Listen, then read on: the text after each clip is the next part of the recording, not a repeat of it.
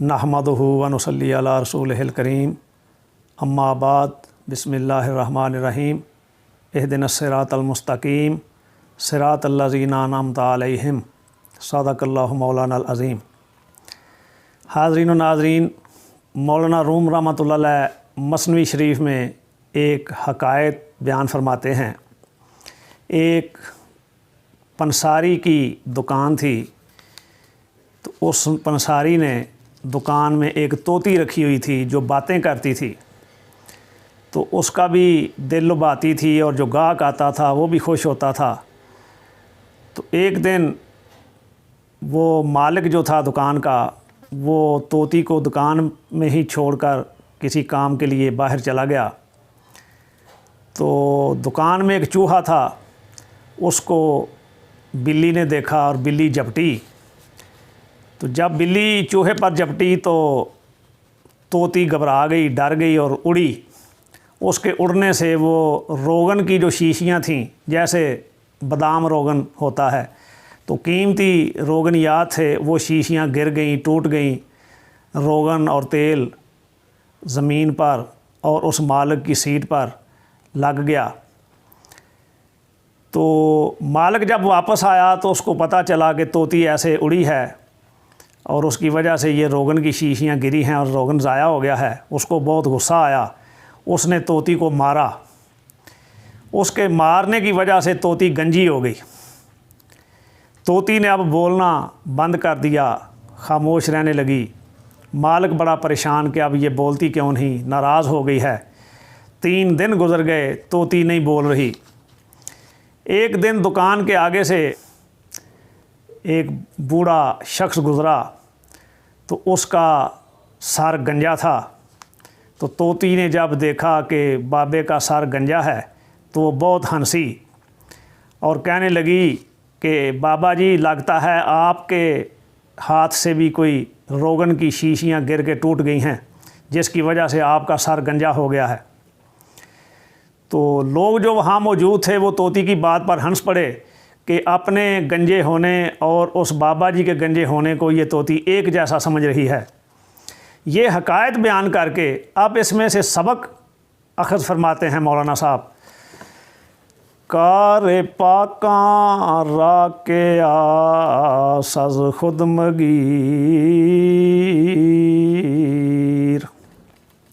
घर च बाशद दरनविश तन शेर शीर। मौलाना साहब फरमाते हैं, ए अज़ीज़, पाक लोगों के मामला को अपने पर क्यास ना कर। ये ऐसे ही है जैसे शेर और शीर लिखने में एक जैसे हैं। शीन ये और रे से दोनों लिखे जाते हैं, लेकिन दोनों बिल्कुल मुख्तलिफ़ चीज़ें हैं। शीर बाशद के मर दूरा खुरद, शेर बाशद के मर दमराद रद। फरमाते हैं शेर और शीर लिखने में एक जैसे हैं, लेकिन शीर यानी दूध वो है जिसको इंसान खाता है, और शेर वो है जो इंसानों को खाता है। तो ज़मीन आसमान का फ़र्क है, देखने में दोनों लफ्ज़ एक जैसे नज़र आते हैं। तो फरमाना वो ये चाह रहे हैं कि पाक लोग जो अम्बिया व औलिया हैं, उनको अपने ऊपर क्यास ना किया कर। उनके काम और उनकी ज़ात को अपनी ज़ात और अपने कामों के बराबर ना समझा कर। जुमला आलम जी सबब गुमराह शुद, कम कसे ज़े अबदाले हक आगाह शुद। फरमाते हैं कि इसी गलत क्यास की वजह से, इसी गलत फहमी की वजह से जो ज़ाहरी तौर पर चीज़ें एक जैसी नज़र आती हैं, इसी गलत फहमी की वजह से तमाम जहान गुमराह हो गया और शाज़ व नादर ही कोई शख्स अल्लाह के वलियों से वाक़फ़ हुआ। सब उनको अपने जैसा ही समझते रहे, इसी गलत फहमी ने उनको दूर रखा। ہم سری با انبیاء برداشتند، اولیاء را ہم چو خود پنداشتند۔ فرماتے ہیں کہ اسی اپنے غلط قیاس سے کبھی انہوں نے انبیاء کی برابری کا دعویٰ کھڑا کر دیا اور کبھی اولیاء کو اپنے برابر سمجھ لیا۔ یہی غلط فہمی ہمیشہ چلتی رہی، جس کی وجہ سے لوگ گمراہ ہوتے رہے۔ گفتہ اینک ما بشر اے شام بشر، ماو اے شام بستہ اے خوابی مخر۔ اور اگر کسی نے اس بے ادبی پر، اس سوء ادب پر اعتراض کیا تو کہہ دیا لو جی ہم بھی انسان یہ بھی انسان، ہم اور یہ دونوں سونے اور کھانے پینے کے پابند ہیں، لہٰذا ہم میں کوئی فرق نہیں، ہم ایک جیسے ہیں۔ تو یہ جو ان کا معاملات کو دیکھنے کا انداز تھا، یہ مولانا صاحب فرماتے ہیں کہ گمراہی کا سبب بنا۔ انبیاء اور اہل اللہ کو اپنے جیسا سمجھنا ہی گمراہی کی بڑی بنیاد ہے۔ مولانا صاحب فرماتے ہیں کہ اے بے ادب، تو انبیاء کا کھانا پینا دیکھ کر ان کو اپنے برابر سمجھ رہا ہے، آ تجھے بتاؤں اس کی حقیقت کیا ہے۔ این خورد گردد پلی دی زو جدا،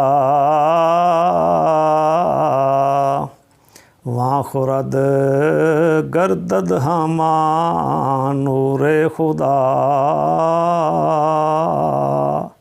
سبحان اللہ سبحان اللہ۔ مولانا صاحب فرماتے ہیں کہ تو جو غذا کھاتا ہے اس سے نجاست بنتی ہے، اور انبیاء جو کھاتے ہیں اس سے نور خدا بنتا ہے، ان کے نور میں اضافہ ہوتا ہے۔ این خورد زائد ہما بخل و حسد، وہاں خورد زائد ہما نور احد۔ تو کھاتا ہے تو سراسر بخل اور حسد پیدا ہوتا ہے، انبیاء کھاتے ہیں تو نور خدا یعنی معرفت اور عشق حقیقی پیدا ہوتا ہے۔ پھر تیرا کھانا اور ان کا کھانا کیسے برابر ہو گیا؟ این زمین پاک و آن شورست و بد،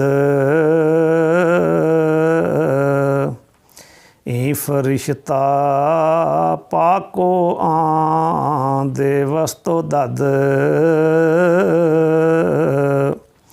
یہ زمین پاک ہے اور تیری شور اور خراب زمین ہے، یہ پاک فرشتے ہیں، تو شیطان اور درندہ ہے، کیسے برابری کرتا ہے؟ تو اب دو مثالیں اور مولانا صاحب پیش فرماتے ہیں تاکہ اس مسئلے کو اچھی طرح واضح کیا جا سکے۔ تو فرماتے ہیں کہ حضرت موسیٰ علیہ السلام اور جو فرعون کے جادوگر تھے ان کا جب مقابلہ ہوا تو حضرت موسیٰ علیہ السلام نے بھی عصا پھینکا تو سانپ بن گیا، تو جادوگروں نے بھی رسیاں اور لاٹھیاں پھینکیں، اس کے بھی سانپ بن گئے۔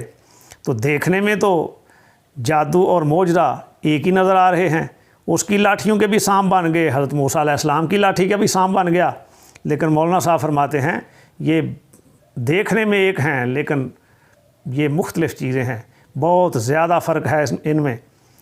مولانا صاحب فرماتے ہیں یہ جو تجھے ایک جیسی چیزیں نظر آ رہی ہیں نا، معجزہ موسیٰ میں اور فرعون کے جادوگروں کے جادو میں، یہ دیکھنے میں گو ایک نظر آ رہی ہیں لیکن حقیقت ایک نہیں ہے۔ لعنت اللہ این عمل را در کفا، رحمت اللہ آن عمل را در وفا۔ چنانچہ اس کام یعنی جادوگروں کے سحر کے پیچھے خدا کی لعنت لگی ہوئی ہے، اور دوسرا کام جو حضرت موسیٰ علیہ السلام کا معجزہ ہے اس کی مدد کے لیے خدائی رحمت ہماتن حاضر ہے۔ ادھر لعنت اللہ کے مستحق ہیں، ادھر رحمت اللہ کے مصداق ہیں، ایک کیسے ہو گئے؟ دوسری مثال فرماتے ہیں عام منافق با موافق در نماز از پے استیزا آید نیاز۔ فرماتے ہیں کہ منافق اور موافق یعنی مومن دونوں کٹھے نماز پڑھتے ہیں، دیکھنے میں ایک ہی عمل کر رہے ہیں۔ در نماز و روزہ و حج و زکوٰۃ با منافق مومنان در برد و مات۔ فرماتے ہیں نماز ہو، روزہ ہو، حج زکوٰۃ، مومن اور منافق اکٹھے سارے کام کرتے ہیں، لیکن کیا وہ ایک جیسے ہیں؟ مومنا را برد باشد عاقبت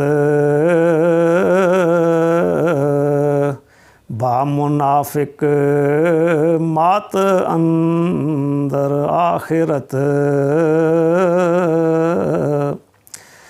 فرماتے ہیں کہ اے بے ادب جو ظاہری چیزیں دیکھ کر اپنے جیسا سمجھ رہا ہے اہل اللہ کو، تجھے پتہ چل جائے گا کہ منافق اور مومن جو دیکھنے میں ایک جیسے ہیں وہ قیامت کے روز مومن فتح یاب ہو کر جنت میں جائیں گے، منافق شکست کھا کر دوزخ میں چلے جائیں گے۔